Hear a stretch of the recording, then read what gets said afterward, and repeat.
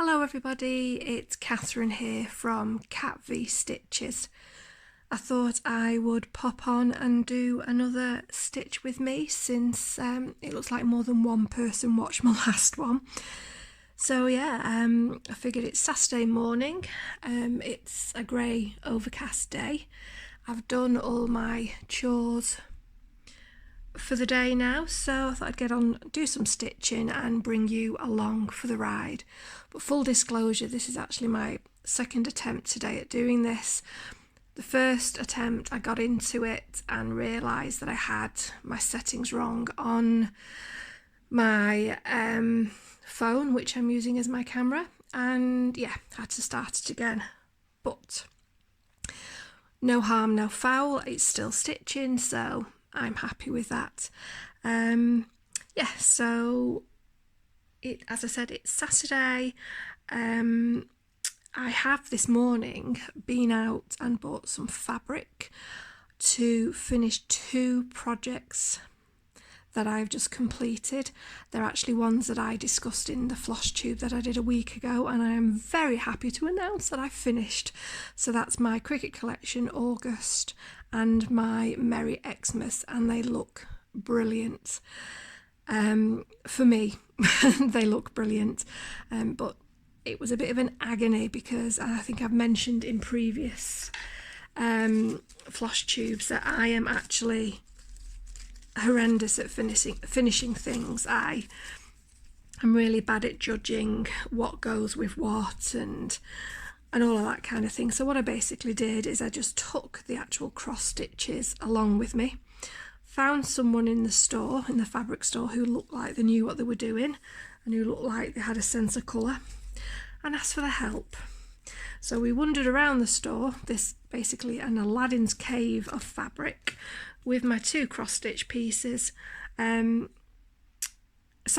my August cross stitch, and found something. But what I also took along with me was October, which is another of my Cricket collections, because I've never really been happy with the backing fabric I used on it, so I'm redoing that. So I've managed to find fabric for both of them, which I'm very happy about, and I've got a frame for my Merry Xmas. So yep, rocking and rolling on them now. So I'm hoping I might have two FFOs to show in my next Flosstube. So anyway, that's that exciting news out the way. This is Carolyn Manning Amethyst. I figured I'd stitch on this because it's actually quite an easy stitch, and it does need a little bit of concentration, but not too much. It's quite easy to do. So this is on 14 count Aida. I think it's lilac, the colour, and I am using Pattern Keeper to follow the pattern, which I absolutely love. I mean, I use GoodNotes on my iPad for anything that won't go into Pattern Keeper, which is great, but you truly can't beat Pattern Keeper, I think, for when it comes to not only tracking your progress, but also looking for symbols and all of that stuff. So I'm very happy I decided to go with Pattern Keeper. I mean, and obviously you can't beat it with Hades. So before I get into finishing Tales of My Cats, which we started in my first stitch with me, I'll give you an update of my life, which I basically already did because that's what I covered in my first attempt at doing this, but I'll try and do a better job in this second one. And let me just check, can you see what I'm doing? Let's see if I can bring you in a little closer on this. It won't be a second. There you go. So I did a loop start to start that stitch then. Sorry, I'm just fiddling with the camera 1 second. sorry if I just made anyone sick there. There you go. Yeah, I did a loop start on that because I'm doing 2 over 1 on this Aida. But anyway, yes, life update. If you've watched my last Flosstube, oh, and by the way, sorry, I didn't mean to say that if you do so feel inclined, please do hit the subscribe and notification and thumbs up buttons, but you don't have to if you don't want to, just if you're feeling generous. I've actually reached 500 subscribers, which I am absolutely blown away by. Just didn't think that was going to happen, especially since I'm such a newbie and I've not really got that much to offer in the way of new stuff to this community, but that is lovely, and especially with all the comments I get, it's I really do enjoy responding to them. You know, people are so lovely in this community, so that's very nice. But yeah, so I've hit my 500, so what I thought I'd do in my next Flosstube, I have some paper charts that I have now finished with, and that I would do a, you know, getting rid of the stash, past the stash, so to speak.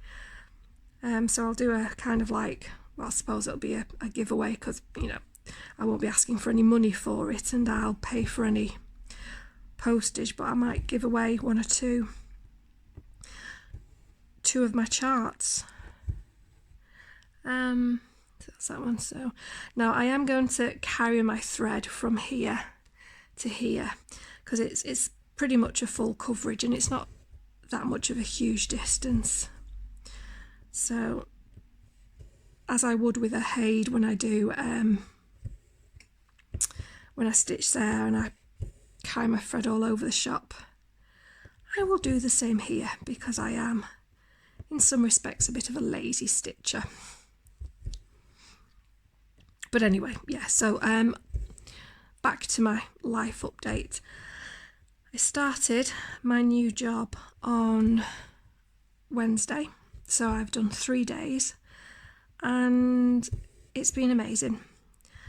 Lovely people. Everybody that I've interacted with has been really friendly. My new boss is going out of his way to make me feel welcome, up to and including stocking the fridge with Diet Coke for me, and because I'm going to be working from home as well as from different offices, ordering me a new very comfortable office chair. Just I happened to mention that the chairs in the office were really comfy for my coccyx, and if you can remember from previous tales I've told, when one of my cats attempted to kill me by tripping me up when I was coming down the stairs, I quite badly injured my coccyx and have now developed arthritis there, so a lot of office chairs can be really, really painful. But the chairs in this office are just so comfy. So he was like, "Oh, yeah, okay then. Well, yeah, we'll get you one for home if you like." So thank you very much for that. No, it makes such a difference. It's you know, having a boss that's actually concerned for you and wants you to feel welcome, as opposed to one that isn't paying your salary and is making it very, very difficult for you. But I'm not. The temptation is there to just slag off my ex-boss and spend the next hour moaning about him, but I'm not going to do that. It's, you know, it's I'm moving on. If I need to take action against him, I will be. Well, I'm kind of guessing I'm going to have to, because I'm getting the feeling he's not going to be paying me the money that I'm owed. So yeah, anyway, let's forget that, or let me move on from that, because it will just make me get very, very angry. And I'm here in my happy place, stitching away on Carolyn Manning Amethyst, which always makes me happy. So let us get back to the tails of my cats, and we were up to my lovely Tabby.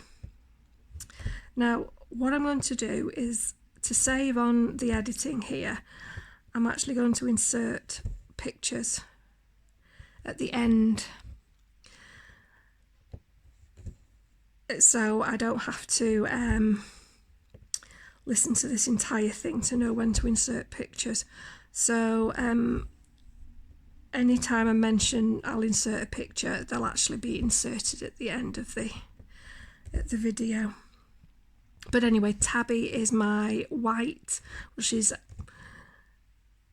primarily white, and then down her back she's got like tabby designs, and she's absolutely gorgeous. She's a very beautiful cat, but she's a bit of a skittish cat.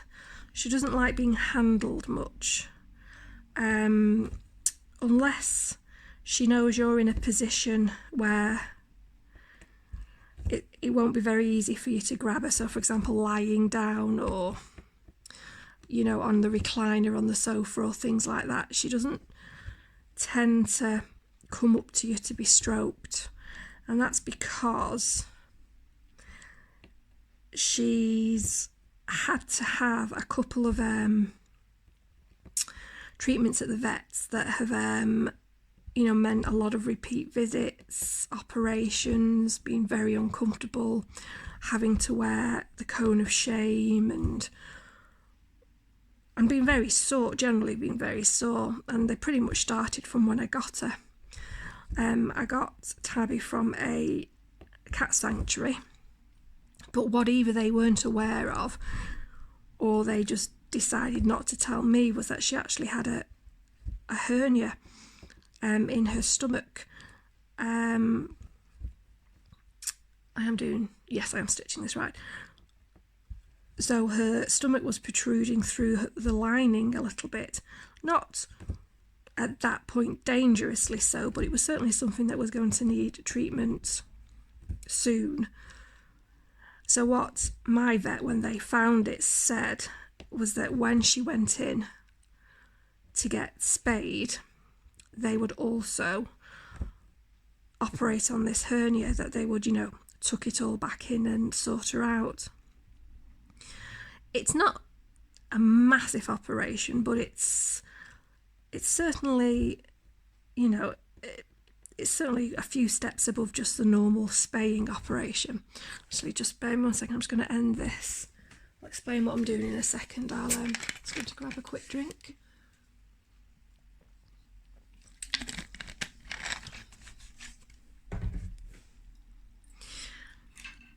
So when I'm using Aida, when I can't be bothered flipping the thing over and running it under, it's kind of like a loop. It's kind of like a loop method, but with a slight difference. And I'm changing needle because the needles I'm using on Aida are these easy guide ones. Is it going to focus on it? Let's see if it focuses. Nope. Oh, there you go. So I don't know if you can see on the nib there's that tiny little ball. And what that basically does, it makes it very easy to slide through the Aida and stops it splitting the weave, which is what you'll often get with these sharp point needles. But these are absolutely crap for running under stitches or splitting the weave. Well, and that's what they're designed to be, you know, they're designed not to split the weave. So what I have to very quickly do, and it literally takes a few seconds so it doesn't bother me, is when I'm doing this, I'll switch to this sharp needle, and then what you've got is, so you've got your thread coming up, and through that same hole you just pop back down, and then you come up the other side, and then you pop it through the loop, pull it up, and then go back down the original hole and pull it through. And that is that is quite secure there, but what I will do as an extra thing is I'll then come down to the next horizontal weave here. So for example, I'm just out of shot. Am I just... Where am I? I'm here. No, I'm not out of shot. I'll come up, so I'm here where my nail is. So I'll come up that weave there. So I'll split it and then I'll go back down. So that's caught there, and then I'll just move that a bit so it's hidden.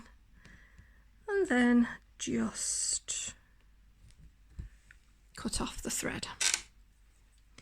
Like so.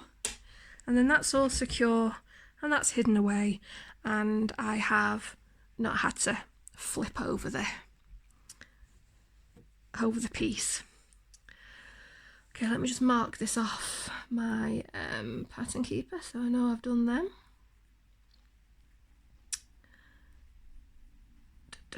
Right, so yes, so Tabby. So she had to go in when she got spayed and she had to have the hernia repaired. But that meant going back and forth for the vet several times to get the wound checked out, and she had to wear the cone of shame, and she had to do all of that business that cats, well, any pets absolutely hate. Okay, let me just pick a new colour here. Let's work over here, shall we? So I think we will do... No, that's not in the picture, so it needs to be... Sorry, bear with me 1 second. Which one am I going to do? I will do here. Yeah, that's fine. So I'm just going to move this down a little bit, and we're going to use 24. So I have done that thing where I forget where I took this thread from, but it's here. So that made her very skittish, and you know, she was new to me at that time as well. So when you're trying to bond with a cat and you're having to force them to go to the vet to have quite intrusive operation, that doesn't really help. So right from the off, she was very wary of whenever I'd come near her. And I try to have a golden rule with all my cats, in that if I'm trying to capture them for, you know, just bog standard trips to the vets or for whatever I need to do to them, you know, trimming their nails, flea treatment or whatever, I will try never to catch them when they're having their main meal. I might try and tempt them, you know, to come to me with treats and things like that, but never when they're eating their meal, because I think it's so cruel if your cats are then thinking, oh, she's getting me down to eat, does this mean that she's going to capture me? And then they get, you know, bad stomachs because they're constantly stressed. Oh my god, why can't I? Because I'm not concentrating. Let me just cheat and use this, otherwise we'll be here all day trying to do this. So, you know, that meant me having to chase the poor cat around the entire house trying to capture her so we could go to the vets. I do not know what's wrong with me. I can normally thread a needle in seconds, but it's because I'm just not concentrating. There we go. So that didn't help matters, that, you know, I was constantly having to chase her. So she developed into quite a skittish cat. But that being said, when I was lying down on my bed or on the sofa or on a chair, she's actually a lovely cuddly cat, and I've got some gorgeous pictures. I think I've posted some of them on Instagram. If I find any, as I said, I'll whack them in at the end of the video. I've got some gorgeous pictures of her, you know. So that was a loop start, the traditional loop start, and just stab myself in the leg there. Some gorgeous pictures of her, you know, lying near me and that.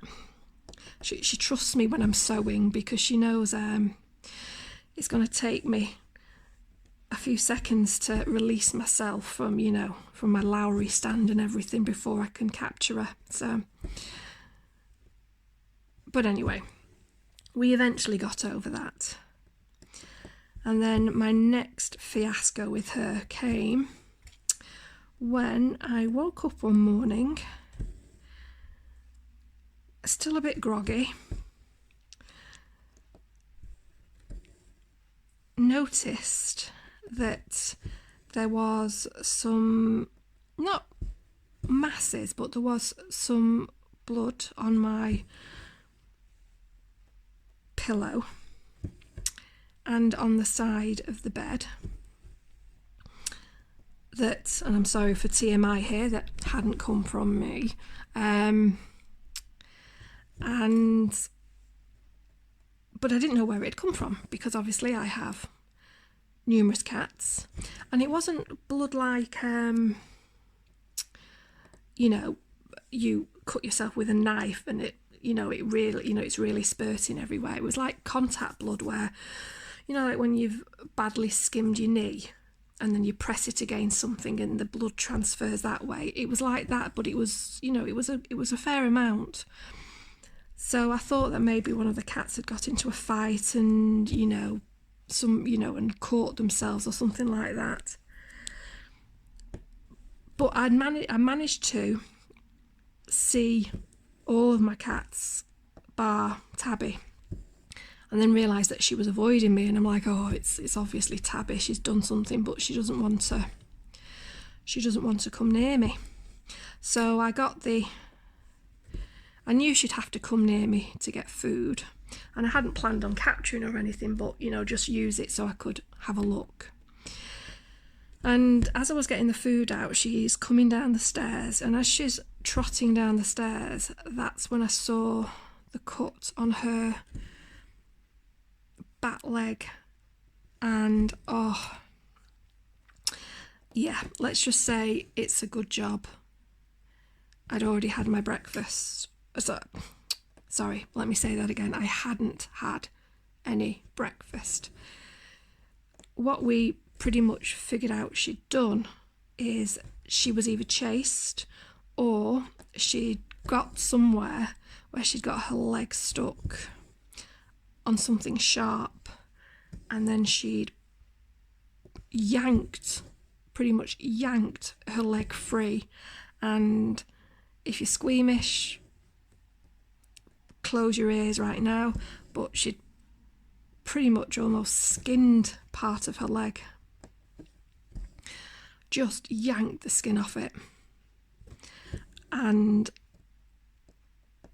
it was, so like I said, it wasn't bleeding as if she'd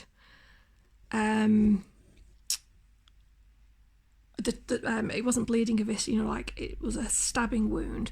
It was bleeding as if, you know, the top layer of all her skin had come away and it was exposing all the red underneath. It was, yeah. So on that one occasion I had to break my rule and I had to capture her while she was eating. And I hated doing it, but I had no choice because I needed to get her to the vets, get her in the cat carrier. Then I phoned up the vets and they said, no, just bring her in straight away.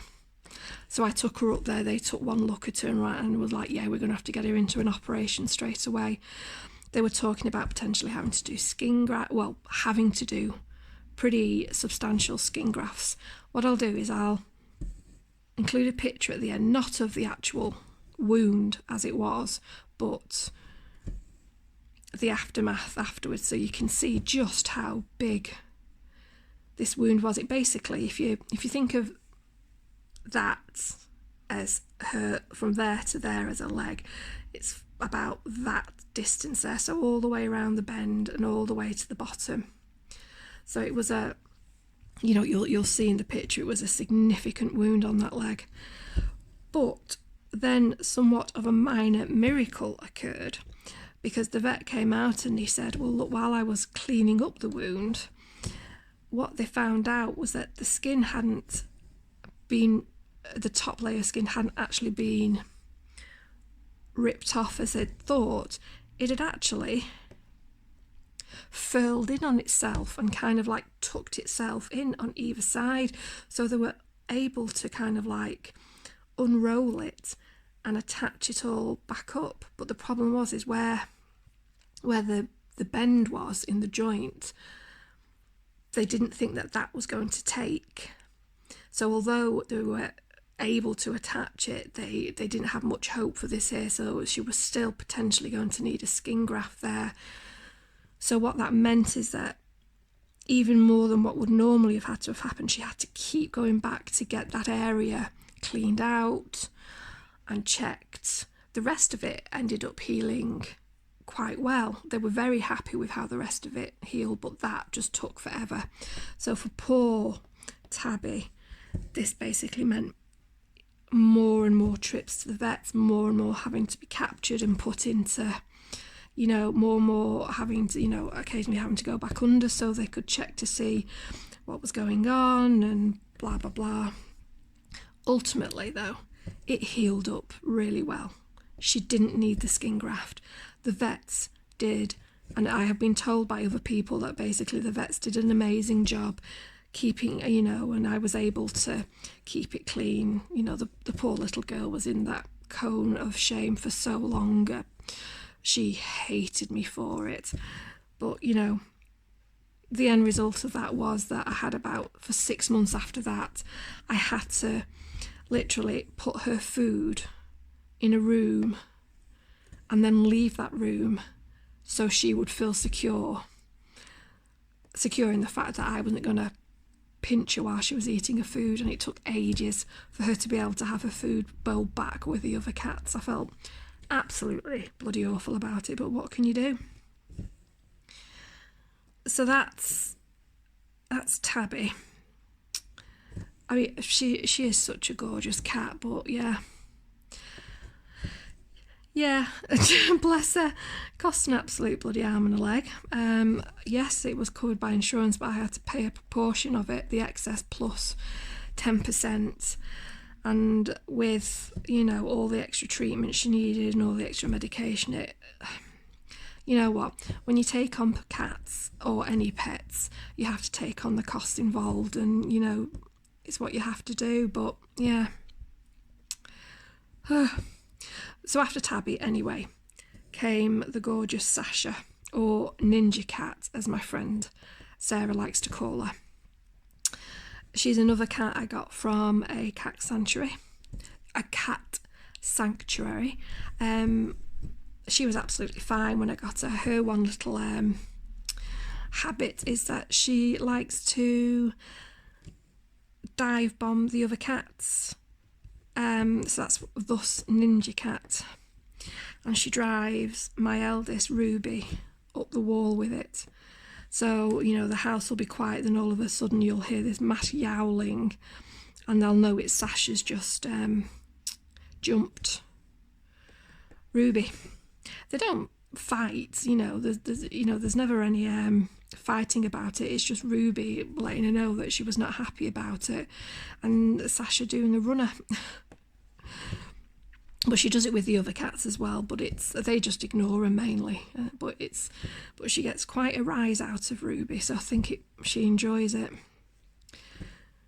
But then Sasha decided to do something very similar to Tabby. Injured her leg. It wasn't quite as bad as Tabby's, but it was still pretty significant that I had to get her to the emergency vets, and again she had to be put under, and they had to do a full operation, cone of shame and all of that. And again, I'll insert pictures of the aftermath of her more so her than Tabby. I've got a picture of her lay down on the floor in the lounge looking completely out of it on painkillers, with the cone on and a bandage on her leg. It was very funny. But yeah, so My vets are very used to me coming in with weird and wonderful injuries on my cats, so yeah. But they're great, my vets, they really are. Again, that was another one where initially they were a bit unsure about how it was going to heal, but it did heal very well. But there was I've not finished that. There was one thing that happened as a result of this, is that Sasha had never been what you would call a snuggler cat. You know, she would never come on my bed at night or snuggle up close to me. I mean, don't get me wrong, you know, she'd like, just like most cats, she'd like a good, excuse me one second while I have a drink.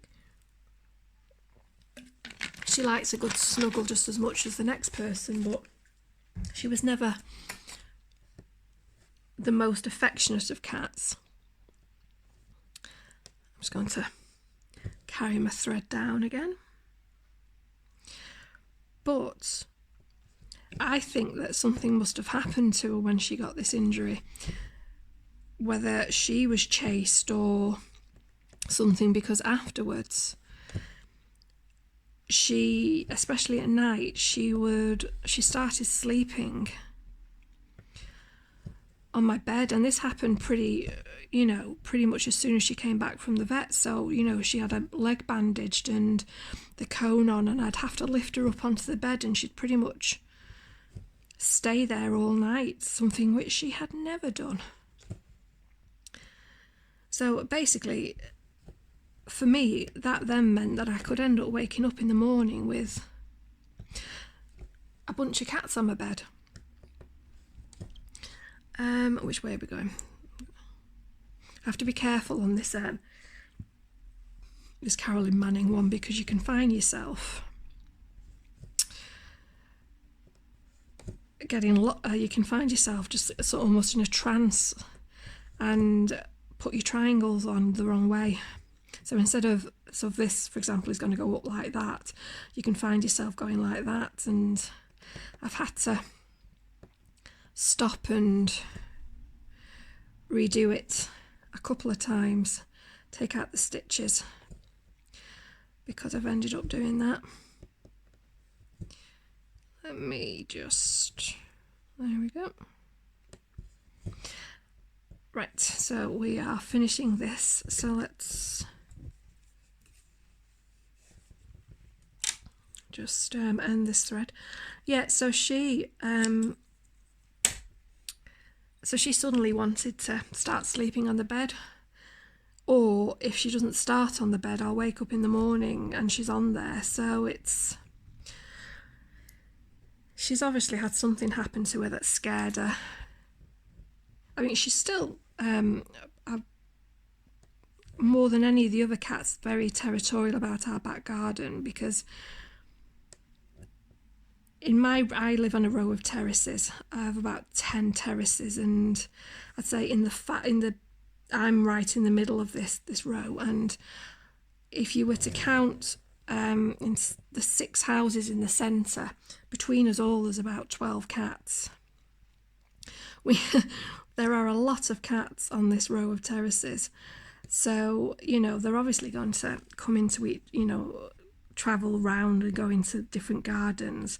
But if Sasha sees them, she's out my cat flap like nobody's business, and chases them out of the garden. She doesn't like any of the cats other than the ones that live here going in there. So it's quite funny, actually.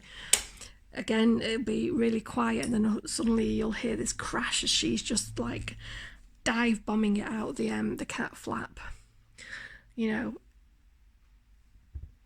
God forbid if I ever one day lock that thing and she doesn't realise it, because she'll do herself an injury the speed she goes through it.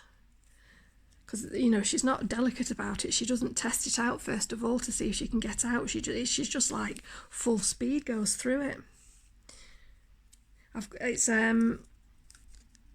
It's one of those ones that you can program, and it recognises the chip all of my cats are chipped in the neck, so you know, if they're ever lost, they just need to be microchipped. They just need to be scanned. But the cat flap recognises the microchip, and will only, depending on how you program it, you can do it so that it will only let cats that it's recorded their microchip back in the house. So I have it that it can flap open continuously, so there's no delay, but it will only let my cats in. So it's very handy. Right, let's see if I can. Yep, there you go. First time. So now I'm just going to do the usual loop start.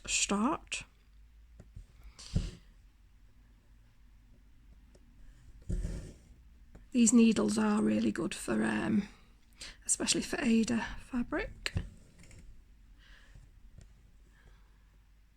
I have actually bought, so I've had, oh no, I've come up the wrong way there.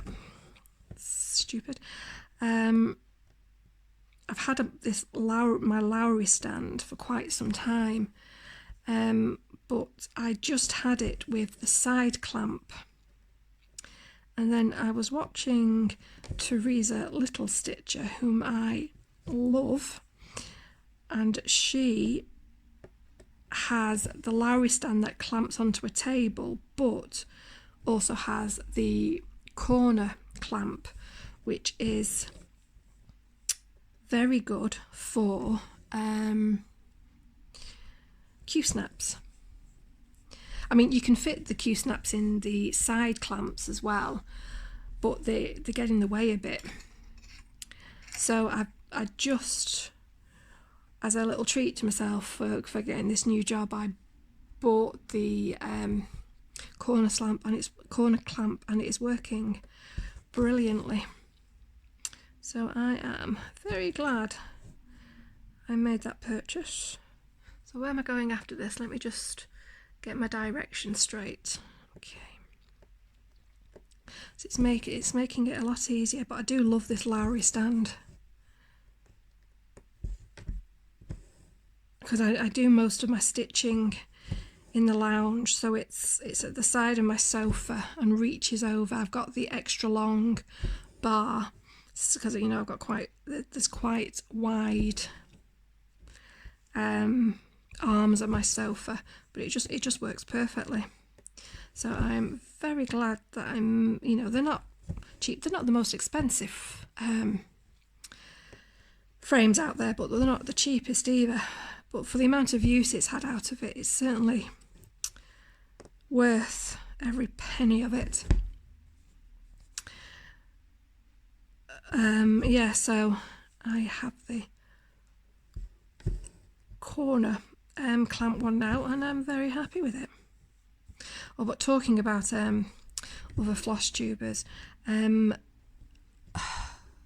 Stitching Mummy has just brought out her 2021 Whip Parade, and it's over 2 hours. It's nearly 2.5 hours, and I just cannot wait to watch that. So when I have finished here, that is going on. And also Teresa Little Stitcher has her August update, which I cannot wait to watch, as well as several other people. See, now this is a thing, because I'm working again, is I'm not getting to watch Flosstube as they come out, so I've got a backlog now. So that means today and tomorrow I will have plenty of Flosstube to watch as I am stitching away. So, you know, simple things in life. I was due to go down to my friend's house today. She was going to help me with some invoicing stuff, but they're a bit tired, so we're a couple of things going on there. So we have rescheduled it for next weekend. So I basically got a weekend free that I wasn't expecting. So that's, you know, Although, don't get me wrong, I would have loved to have seen my friend. It's one of those little unexpected free afternoons that I am going to fill with stitching. Right, okay, so that's the lovely Sasha, who every now and then will get cuts and whatnot from cats she's had little battles with, but they're never as serious as that one she got on her leg. So I just, you know, for most of them you can just leave them be and they'll heal by themselves, so long as they look healthy, and just clean them out with water and whatnot every now and then. She's usually okay. My last cat is Amy. Now, unlike all my other cats, I didn't get Amy when she was a kitten. She was already 2 when I got her from a animal sanctuary. Her owner, I don't know if it was, her owner had a couple of cats, and I don't know if it's she'd gone into a home or she had passed away, but basically her family couldn't look after the cats, and so they were sent to this animal sanctuary, and I'd gone up there because I'd seen the animal sanctuary is actually run by the owner of my veterinary practice that I go to, and they always have signs up at the vets, you know, about events they're holding, and I've always managed to avoid the temptation of going up there. I normally manage to avoid the temptation of going up there, but they were having a big event. It was on the lead up to Christmas, and they were having a big event. So I finally succumbed and was like, oh, it's a few years since I've got a new cat. And now I had not intended on getting a kitten, but I was, you know, just out for anyone that I felt would fit in with the multitude of cats I've already got. Oh, and that reminds me, what I'll also insert at the end is a copy of a picture that I found on the wall at the vet's about women over 40 and cats, which I happen to find very humorous. I'm allowed to find it funny because I am a woman over 40 who loves cats and has now readily embraced the Mad Cat Woman title. So I will insert that in, so you are allowed to laugh at both me and the picture. But anyway, as I was saying, Amy was 2, and she had slight issues with her vision. Basically, she needs reading glasses. She has, so it's not as, you know, she's not blind, it's just she has some problems with things like depth perception.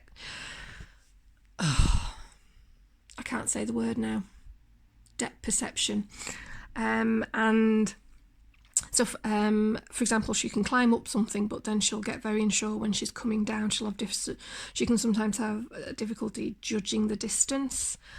So, like if I've got a very tall cat tree, if you like, in my bedroom, and she can jump up to the top of it, but when she's coming down, she has to jump onto the windowsill, which is a clearer level for her. And I've like got a rug in my bedroom near my bed that's got a very deep pile, like, you know, quite deep, over an inch, and she hesitates about stepping on it because she doesn't know where the ground is. She's got difficulty judging it. So so that's all it is with her. She's very cute. I've gone up this the wrong way. I didn't mean to do this. She's very cute with it. So I've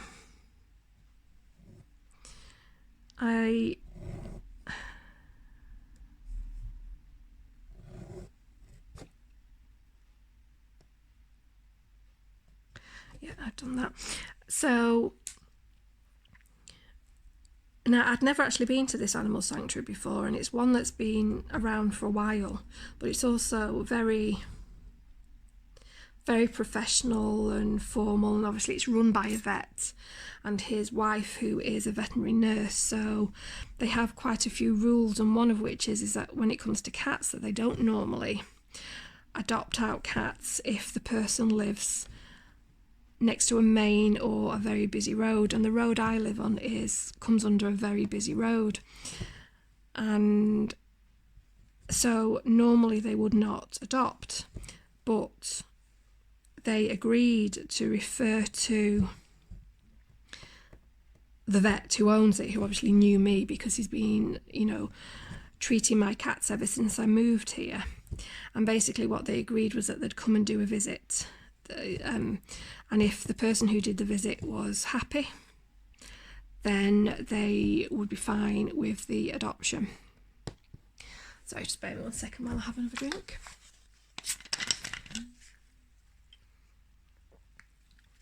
So the lady came round, spoke to me about, the fact that there is this road here, and I stressed to her I'd never had any problems with it because all of my cats go out the back.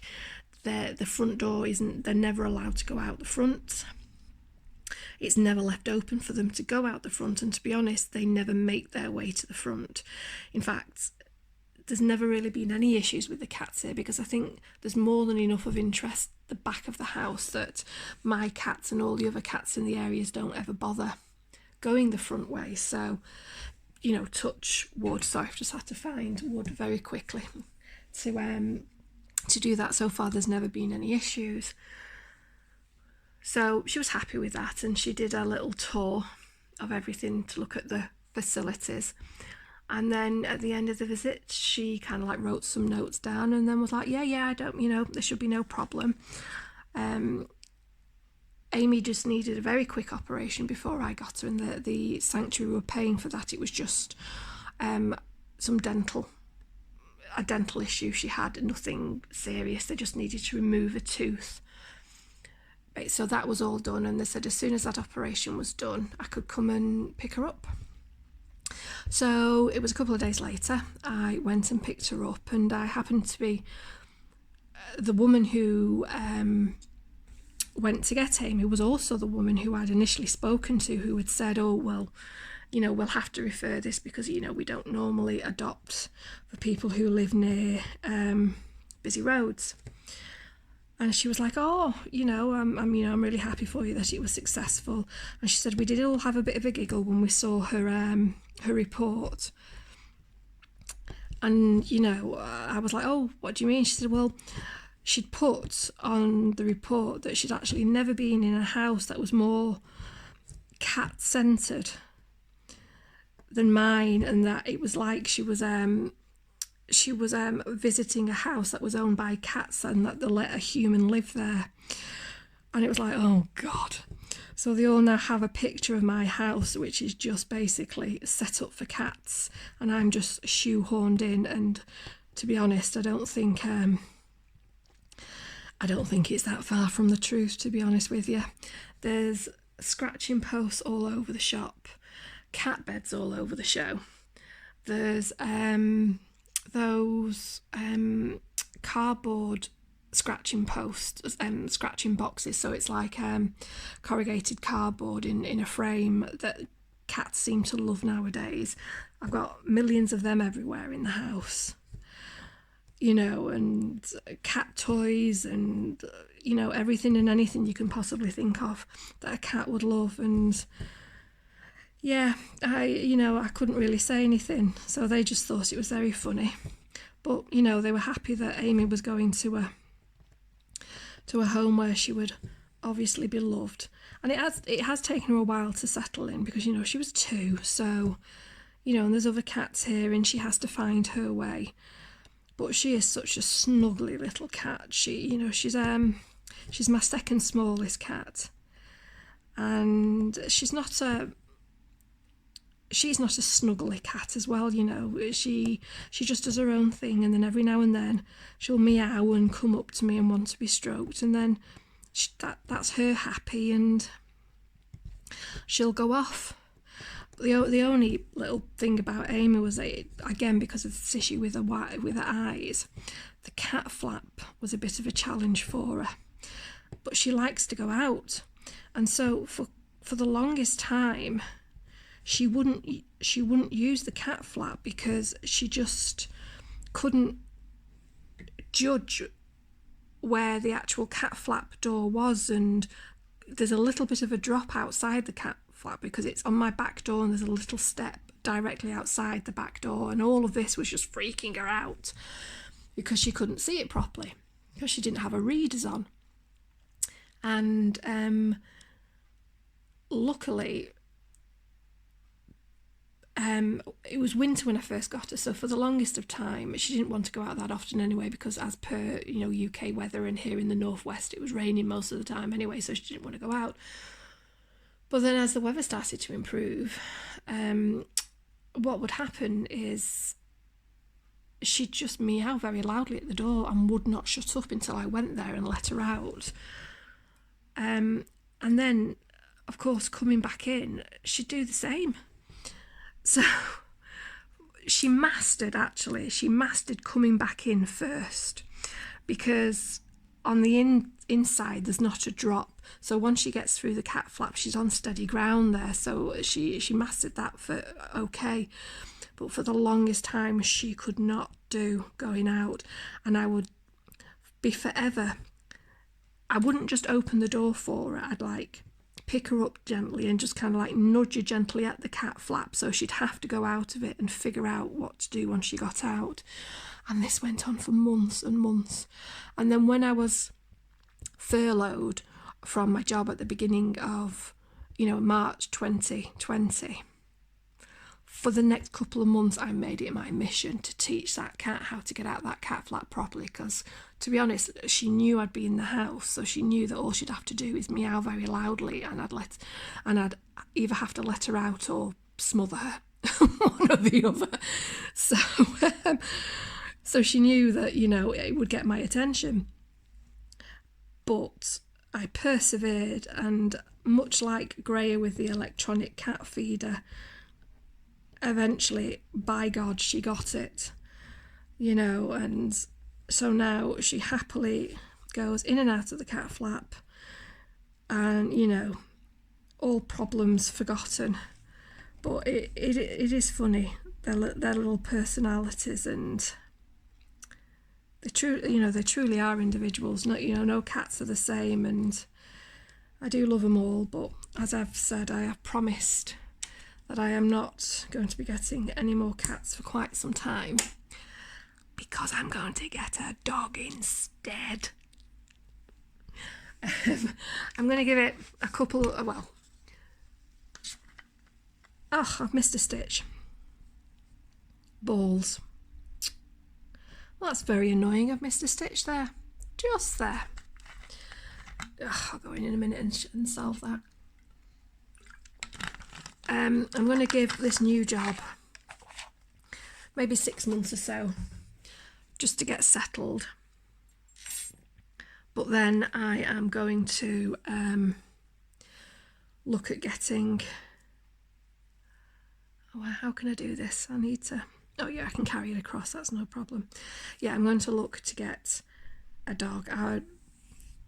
Ideally, I'd like a golden retriever, because when you look up best dog when you've got cats, the golden retriever wins hands down, because they're basically softies and we'll let them do whatever they want to do. So I reckon if I do bring a dog into this house, it's got to be a dog that realises it's going to be that Ruby runs this house, and that it will need to, Ruby and Greer run this house, so it will need to fall in place well behind them. And my parents had an absolutely gorgeous golden retriever called Pooch. To be honest, all our family dogs have been called Pooch. It's like the family name.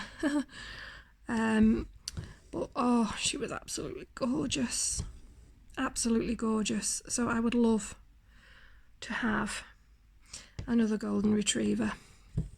But again, it's going to be quite a few months down the line when everything's settled, and you know, I can work it in within, you know, around work, and either getting a dog sitter, or you know, somewhere where I can drop it off during the day, you know, one of those doggy daycares, or on the days when I have to work full time in the office.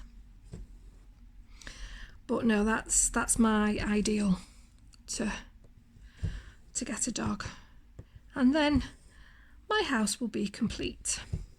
I will be, you know, because I was originally a dog person, you know, we grew up with dogs in the house. I mean, I know I said in the last video I'd never had a cat, really. No, my family had cats before I was born, and there was one for a short period of time. But I was too young to remember. So I'd only known dogs and loved dogs. And my brother had a golden lab. You know, so yeah, I would love a dog at some point. The cats have had a dog in the house, so I think they will cope, you know, and but anyway, that's in the future.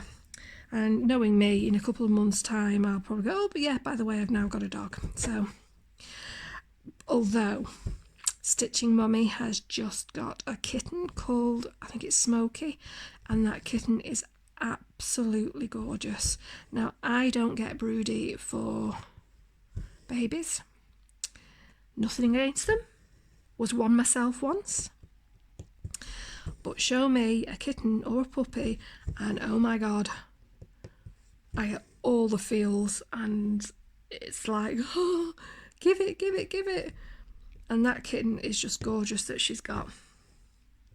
But no, I will be strong, and I will not be getting another cat, because I have several friends who will disown me if I do. So yeah. Well, anyway, we're coming up to 60 minutes there, so I think I will, and I've got a knot on my thing here, so I think that's excellent timing for me to draw this to a close. As I said, I will insert a couple of pictures. Now, one or two of them, they're not of like open wounds or anything like that, but they may be of like stitches. So just end it now if you're not interested in seeing the pictures, but I'll also put a few little cute ones in there as well, just in case anyone's interested in some cute cat pictures as well. And I don't know what I've done here. It's amazing, isn't it, how these knots just suddenly appear in these things. If I had the patience and spent a couple of minutes, I could probably undo that. But you know what? I'll just push it up to the top and cut it, because that is what we do. Yeah, so I am probably going to continue stitching on this now for a bit. I'm going to put Stitching Mommy on, and then when that's finished, I will switch to my the one I'm doing for my mum. But I'm a bit annoyed at this. So this is the call for fabric. It's a 32 count, and they recommend, and this is one that was kitted up for me, and they recommend 1/2, but the coverage was terrible on that, so I'm doing it 2/2. But how are my stitches looking there? So I'm just looking down on the camera. Well, they're not looking too bad there, are they? I'm always so paranoid at how stitches look when they're white. So if anyone wishes to comment on whether or not they think that they look okay, it's this here. It looks to me like there's some kind of line going down there. If anybody, and also there a little bit, if anybody wants to comment as to whether or not they think that's okay. Anywho, that's what I'm going to go on to next, and then tomorrow I'm going to work on the Witchy Stitcher Cryptid Cell, because the first part of that's dropped. It's the Mothman and it looks really cool. So I've almost finished the border, but I've done enough of the border that I can actually do that that drop, because it's the top left hand corner and I've done all the border around there. But yes, so this weekend I'm knackered because I've actually had to go into work and use my brain properly, and it's a bit of a drive in there. After, it's one of those things, isn't it? You know that you're constantly stressed and anxious, and then suddenly it's like you can breathe again, and your body's like, right, now we're knackered. So this weekend I've just done some basic tidying stuff, and like I said, I did a few chores this morning, got that fabric so I can finish and refinish those 2 Cricut collections. And I think I'm just going to take it easy and stitch. Yep, I think that's what I'm going to do this weekend, now that I'm not going to my friend's house. So I hope that you all can have a nice weekend and that you're all safe and well. I hope for those people who have had the appalling weather that's been going on in America and in various other places around the world, if any of you are watching this, I truly hope that you are safe and things are improving for you, and you have my, we are very lucky here in the UK that yes, we do have every now and then bad batches, but they're very rare, and we don't have much of the extremes. So although that means that our summers last for a week, that is literally how long it's lasted this year, we are still very, very lucky in that respect. So you really do have, I really do feel for you, for those of you that are going through that. And again, I just hope you really are staying safe and get to have some time to enjoy some stitching. But I will let you all go. As I said at the beginning, if you feel like it, please do like, subscribe and all the other stuff. And in my next Flosstube I will be giving away, passing the stash on some charts that I have, and some paper charts that I finished with. Obviously I'm not going to do it with the PDFs, but some paper charts, and I think one of them is actually my Long Dog Pilgrim, because I bought that.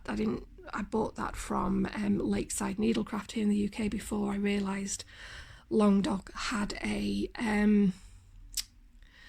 website and that I could get PDFs, which is probably a good job, because I would have ended up buying loads of them if I'd have known that. But yeah, so I've got the paper chart for that I may actually be doing a giveaway in the next, either in the next one or one of my Flosstubes coming up, because I don't want to hold on to these things. I'm not going to be stitching them again, and I'd rather it go to a home for somebody who would like it. So I'll discuss that more anyway in the next Flosstube. But enjoy yourself, stay safe, and I will see you probably in a week and a half's time with the next Flosstube.